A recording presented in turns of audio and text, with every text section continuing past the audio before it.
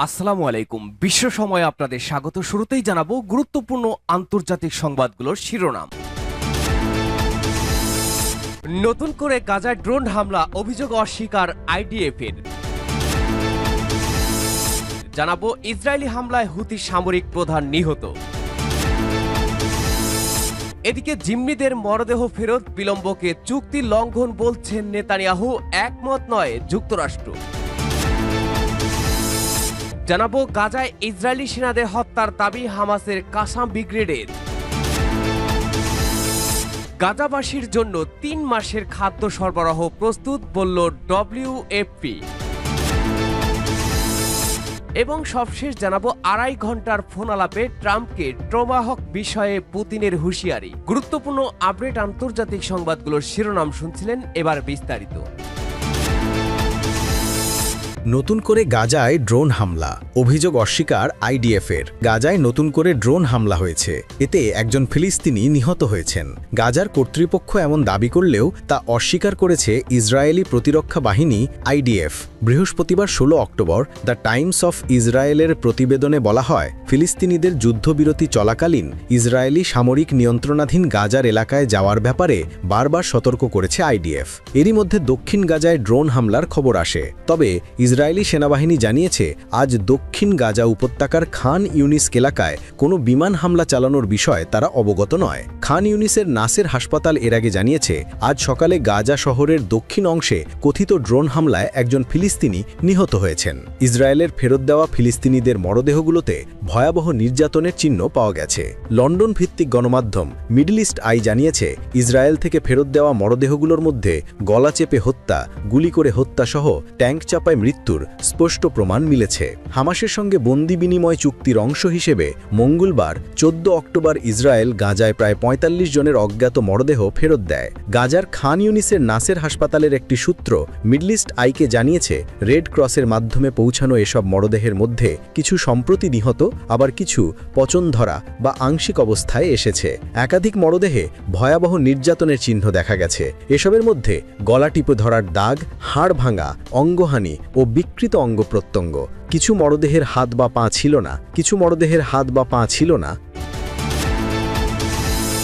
Israeli হামলায় হুথির সামরিক প্রধান নিহত। ইসরায়েলের হামলায় নিহত হয়েছেন ইয়েমেনের সশস্ত্র হুথি বিদ্রোহী গোষ্ঠীর সামরিক প্রধান মেজর জেনারেল মোহাম্মদ আল ঘামারি। বৃহস্পতিবার হুথি ঘামারির প্রাণহানির তথ্য নিশ্চিত করেছে। তবে এই বিষয়ে বিস্তারিত আর কোনো তথ্য প্রকাশ করেনি গোষ্ঠীটি। হুথি এক বিবৃতিতে বলেছে, ইসরায়েলি শত্রুদের বিরুদ্ধে সম্মানজনক লড়াইয়ের সময় প্রাণ হারিয়েছেন মেজর জেনারেল মোহাম্মদ আল ঘামারি। এর আগে গত ২৬ সেপ্টেম্বর ইয়েমেনে হুথিদের অবস্থান লক্ষ্য করে হামলা চালায় ইসরায়েলি প্রতিরক্ষা বাহিনী। ইয়েমেনে সেই হামলায় অন্তত ৯ জন নিহত হন। ওই সময় ইসরায়েলি সেনাবাহিনী বলেছিল, ইয়েমেনি বিদ্রোহী গোষ্ঠী হুথিদের প্রধান কার্যালয়ে লক্ষ্য করে হামলা চালানো হয়েছে। বিবৃতিতে হুথি বিদ্রোহী গোষ্ঠী বলেছে, ইসরায়েলের সঙ্গে তাদের সংঘাত শেষ হয়নি। ইসরায়েল তার অপরাধের যথাযথ প্রতিশোধমূলক শাস্তি পাবে। গাজায় ইসরায়েলি যুদ্ধে ফিলিস্তিনিদের প্রতি সংহতি জানিয়ে একেবারে যুদ্ধের শুরু থেকে ইসরায়েলে ক্ষেপণাস্ত্র হামলা চালিয়ে আসছে ইয়েমেনের এই সশস্ত্র গোষ্ঠী। জবাবে হুথি নিয়ন্ত্রিত ইয়েমেনের বিভিন্ন এলাকায় প্রায়ই বিমান হামলা চালায় ইসরায়েল। গত ১৪ জুন ইসরায়েলি প্রতিরক্ষা বাহিনী ইয়েমেনে হুথিদের শীর্ষ সামরিক নেতাকে লক্ষ্য করে হামলা চালিয়েছিল। ওই সময় আইডিএফ বলেছিল, এই হামলা সফল হয়েছে কিনা তা শিগগিরই জানা যাবে। কে এই নিহত হুথি নেতা ঘামারি?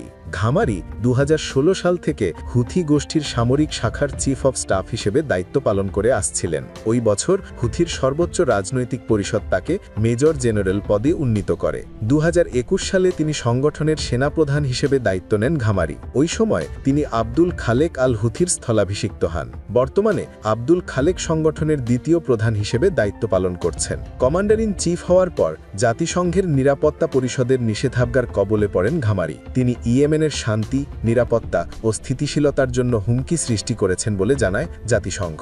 পরে যুক্তরাষ্ট্রের ট্রেজারি বিভাগও তার বিরুদ্ধে নিষেধাজ্ঞা আরোপ করে। সূত্র Reuters, AP, Washington Post, AFP, Jerusalem Post. জিম্মিদের মরদেহ ফেরতে বিলম্বকে চুক্তি লঙ্ঘন বলছেন নেতানিয়াহু। নেতানিয়াহুর সঙ্গে একমত নয় যুক্তরাষ্ট্র। যদিও যুদ্ধবিরতির পর গাজায় ২৪ জনকে হত্যা করে ইসরায়েলি চুক্তি লঙ্ঘন করেছে বলে অভিযোগ হামাসের। ট্রাম্পের ২০ দফায় শান্তি পরিকল্পনা অনুযায়ী গাজায় যুদ্ধবিরতির ৭ম দিন। আগের দিন বুধবার মার্কিন সংবাদ মাধ্যম সিএনএনকে টেলিফোনে সাক্ষাৎকার দেন ট্রাম্প। সেখানে মার্কিন প্রেসিডেন্টকে প্রশ্ন করা হয় তার প্রস্তাবিত শান্তি পরিকল্পনা অনুযায়ী হামাস যদি ভবিষ্যতে অস্ত্র সমর্পণ করতে রাজি না হয় তাহলে তিনি কি পদক্ষেপ নেবেন। জবাবে ট্রাম্প বলেন তিনি এটি নিয়ে চিন্তাভাবনা করছেন। তিনি বলার সঙ্গে সঙ্গে ইসরায়েল গাজার রাস্তাগুলোই ফিরে যাবে, আর ইসরায়েল যদি আবার গাজায় প্রবেশ করে তখন হামাসের কাছ থেকে অস্ত্র কেড়ে নেবে, ফলে হামাস অস্ত্র সমর্পণ করতে বাধ্য হবে।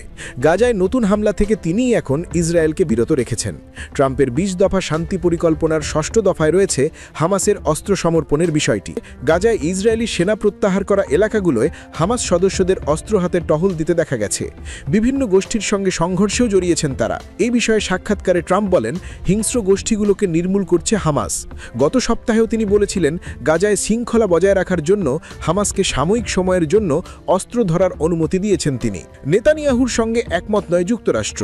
যুদ্ধবিরতি চুক্তি অনুযায়ী গাজায় বন্দী থাকা ২০ ইসরায়েলি জিম্মিকে ফেরত দিয়েছে হামাস। মৃত ২৮ জন জিম্মির মধ্যে ১০ জনের মরদেহ ইসরায়েলকে ফেরত দিয়েছে তারা। এই মরদেহগুলোই শুধু তাদের কাছে ছিল বলে জানিয়েছে ফিলিস্তিনি সংগঠনটি। তাদের ভাষ্য ২ বছর ধরে ইসরায়েলের হামলায় গাজা ধ্বংসস্তূপে পরিণত হওয়ায় বাকি মরদেহ খুঁজে বের করতে সময় লাগবে।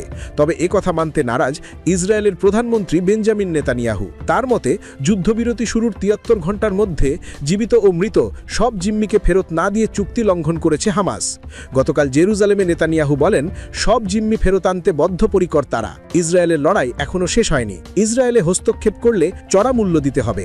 মরদেহ ফেরতে বিলম্বকে নেতানিয়াহু যুদ্ধবিরতি চুক্তি লঙ্ঘন বলে উল্লেখ করলেও যুক্তরাষ্ট্র তা মনে করে না বলে সিএনএনকে জানিয়েছেন দেশটির ২ জন শীর্ষ উপদেষ্টা।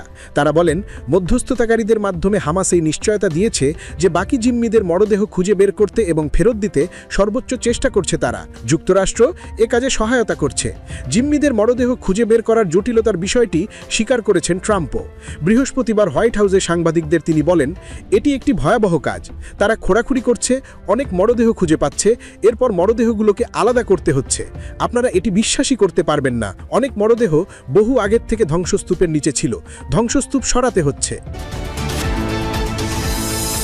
গাজায় ইসরায়েলি সেনাদের হত্যার দাবি হামাসের কাসাম ব্রিগেডের। ফিলিস্তিনের গাজা উপত্যকায় ঢুকে পড়া একটি ইসরায়েলি সামরিক বুলডোজারে হামলা চালিয়েছে হামাসের সশস্ত্র শাখা আল কাসাম ব্রিগেড। হামলায় ইসরায়েলি সৈন্য নিহত ও আহত হয়েছে বলে দাবি করা হয়। শুক্রবার ১৭ অক্টোবর লাইভ প্রতিবেদনে আল জাজিরা এ খবর জানিয়েছে। তবে কখনই হামলা চালানো হয়েছে সে বিষয়টি স্পষ্ট নয়। টেলিগ্রামে প্রকাশিত এক বিবৃতিতে আল কাসাম ব্রিগেড বলেছে দক্ষিণ গাজার কিজান আল নাজ্জার এলাকায় একটি সামরিক গাড়িতে ট্যাঙ্ক বুদ্ধংশী ডিভাইসের বিস্ফোরণে শত্রু সৈন্য নিহত ও আহত হয়েছে।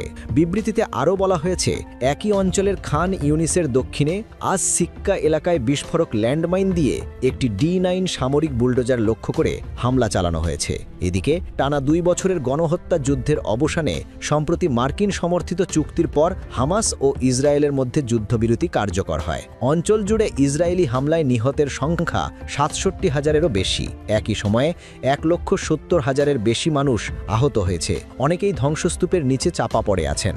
চলতি বছরের শুরুতেও একটি যুদ্ধবিরতি ভঙ্গ করে ইসরায়েল গত ২৭ মে থেকে গাজায় পৃথক সাহায্য বিতরণ উদ্যোগ শুরু করেছে। এতে সমর্থন দেয় যুক্তরাষ্ট্র। এই পদক্ষেপের পর অঞ্চলটিতে দুর্ভিক্ষ প্রকট হয়ে ওঠে।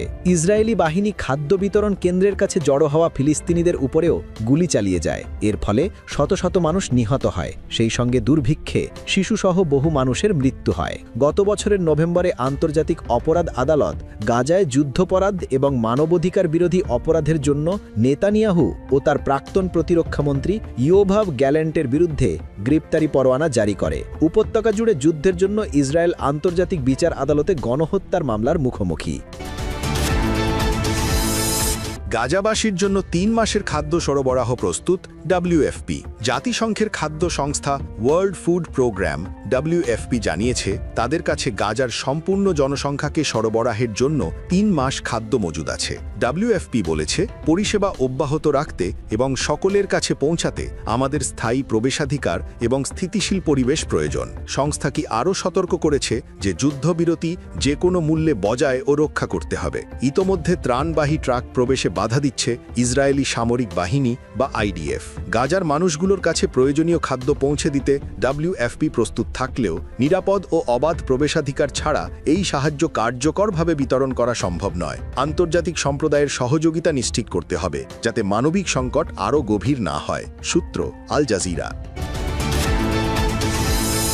2.5 ঘন্টার ফোনালাপে ট্রাম্পকে টমাহক বিষয়ে পুতিনের হুঁশিয়ারি। যুক্তরাষ্ট্রের প্রেসিডেন্ট ডোনাল্ড ট্রাম্প এবং রাশিয়ার প্রেসিডেন্ট ভ্লাদিমির পুতিনের মধ্যে সম্প্রতি একটি দীর্ঘ ফোনালাপ হয়েছে।